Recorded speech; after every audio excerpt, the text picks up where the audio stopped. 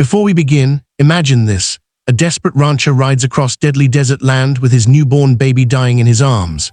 No milk, no help, no hope, until he steps into Apache territory, where a woman who lost her own child makes a choice that will change all their lives forever.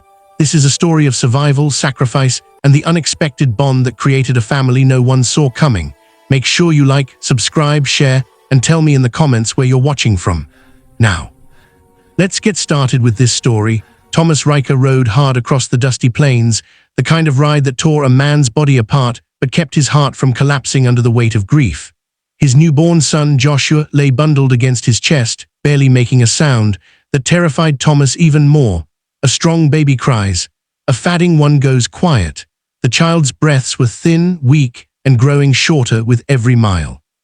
Thomas's wife, Mary, had died only days after giving birth, leaving him alone, broken, and utterly unprepared to raise an infant who needed milk he couldn't provide. And now time was slipping away. His horse staggered through the heat, hooves kicking dust into the scorching air as Thomas pushed forward, praying for a miracle in a land that rarely offered one. Joshua whimpered, a small, exhausted cry that pierced Thomas deeper than any bullet ever could. He had fought wolves, storms, and outlaws, but nothing terrified him like this helpless little life slipping from his hands. The nearest town was too far, and the few settlers scattered across the plains had no nursing mothers. All he could think of was survival, Joshua's survival. That was the only thing keeping him upright. By late afternoon, the land changed beneath him. The open plains narrowed into rugged hills that edged the territory of the White Mountain Apache. Thomas knew the dangers of riding in alone, uninvited, especially while desperate. But a man who stands on the line between hope and death doesn't get to choose easy paths. He guided his horse down into a shallow valley, following the faint curl of smoke rising from among the cottonwoods. His breath caught. An Apache camp. This was either salvation or the end. He slowed his horse, lifted both hands, and called out, voice rasped raw from hours of silent fear. Several Apache warriors emerged instantly, bows drawn, expressions sharp and unreadable.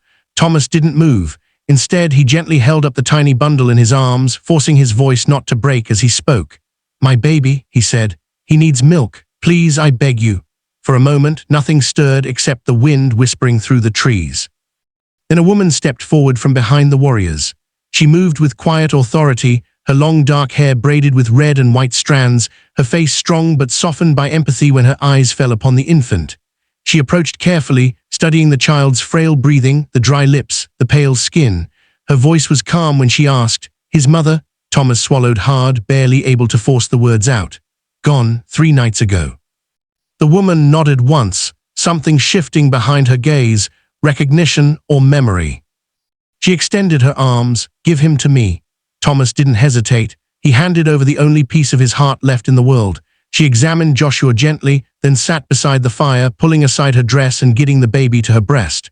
Thomas looked away instinctively, not from discomfort but from the overwhelming relief flooding through him. The sound that followed, the soft, rhythmic suckling, hit him like a wave. His son was eating, he was swallowing, he was alive. Thomas's legs nearly buckled. "My name is Naylan," she said when Joshua finally fell asleep against her.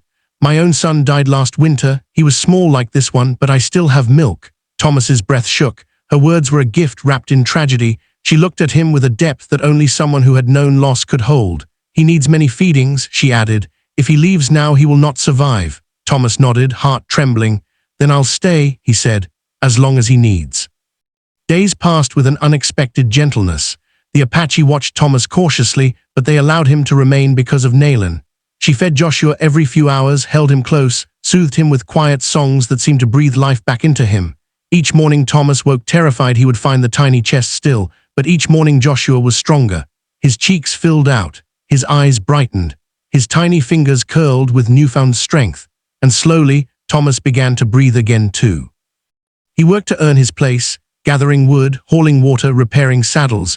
The Apache saw he wasn't a threat, just a father trying to keep his child alive. Naylan, meanwhile, changed in ways Thomas couldn't ignore. The sorrow etched into her face when he first met her began to ease. She smiled more. She hummed while rocking Joshua. She held him with the natural tenderness of a mother whose arms had ached with emptiness for too long. And Joshua responded. He knew her scent, her warmth, her heartbeat. He reached for her before anyone else. One evening, Thomas approached her as she sat by the fire with Joshua asleep on her shoulder. The flames painted her face in warm gold, but there was a quiet sadness behind her eyes. Thomas spoke softly. "You saved his life. I can never repay that." Naylin shook her head. "You do not need to repay. Holding him heals me too." Thomas felt something shift inside him, a subtle but undeniable pull. He had lost Mary. Naylin had lost her child. But together, in the strange crossing of their grief, they had kept Joshua alive. Yet the world outside the camp waited. Thomas knew he had to return to his ranch eventually, knew he couldn't stay hidden away forever, but he also knew something else. Joshua wasn't the only one who would suffer from being torn away from Naylin, and the thought of leaving her behind felt like tearing open a wound that had only just begun to close. He finally found the courage to speak. "When I go, I'd like you to come with me." Naylin looked at him slowly, breath-catching. "You want me to raise him with you?" Thomas nodded, heart thundering. "You've become his mother, and I don't want to take that from him or from you." Naylin looked down at the sleeping child, her fingers trembling lightly along his back. Tears shimmered in her eyes, but she didn't speak. The fire crackled softly, holding the silence in place. And just when she finally parted her lips to answer, a sharp sound echoed through the darkness, one that froze every bone in Thomas's body. Hoofbeats, fast, many, coming straight toward the camp. The Apache warriors rose instantly, bows drawn, eyes narrowing into the darkness as the thunder of hooves grew closer. Thomas stood quickly, instinctively putting himself between the riders and Naylin, even though she was the one who could protect him better. Joshua stirred but didn't wake. Moments later, 4 horses burst through the trees, lanterns swaying from their saddles. Thomas recognized the silhouettes before he recognized the faces, neighbors, settlers from the outskirts near his ranch. Their leader, Ben Carter, tightened his grip on the reins as he spotted Thomas standing inside an Apache camp. "Riker," Carter shouted, disbelief twisting his voice. "We thought you were dead. What in God's name are you doing here?" The warriors kept their bows aimed, and the settlers kept their hands near their guns, tension hanging like a blade between them. Thomas stepped forward slowly, raising his empty hands. "I came searching for help," he said. "My boy needed milk. My wife, she passed." Ben exchanged uncertain looks with his men. "And the Apache helped you?" His tone carried more shock than judgment. Thomas nodded. "They saved my son's life." Carter looked around, eyes lingering on Naylin holding Joshua. Suspicion flickered, but so did understanding. "We ain't here for trouble," Carter finally said, lifting one hand to show he meant no harm. "But we came to tell you your ranch was attacked yesterday. Bandits. They burned your barn, stole half your cattle. We figured you'd want to know." Thomas's stomach dropped. His ranch, Mary's home, Joshua's future, was nearly ruined. His jaw clenched as the weight of responsibility crashed over him like a tidal wave. He looked at Naylin. Her face remained calm, but her eyes reflected the storm inside him. "You must go," she said softly. "Your home needs you." Thomas swallowed hard. "I want you to come with me," he repeated, voice trembling with urgency. Carter glanced between them, confused. "Riker, you taking an Apache woman home? Folks won't take kindly to that." Thomas shot him a hard look.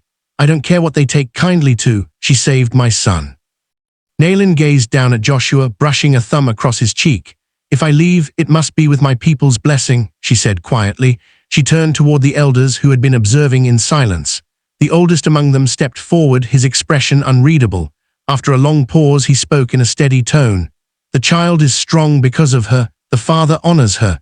Their bond is true. She may go, but her path will always lead back to her people." Naylin bowed her head respectfully. Thomas let out a breath he didn't even realize he'd been holding. With careful movements, Naylin stood and walked toward him, Joshua still sleeping peacefully in her arms.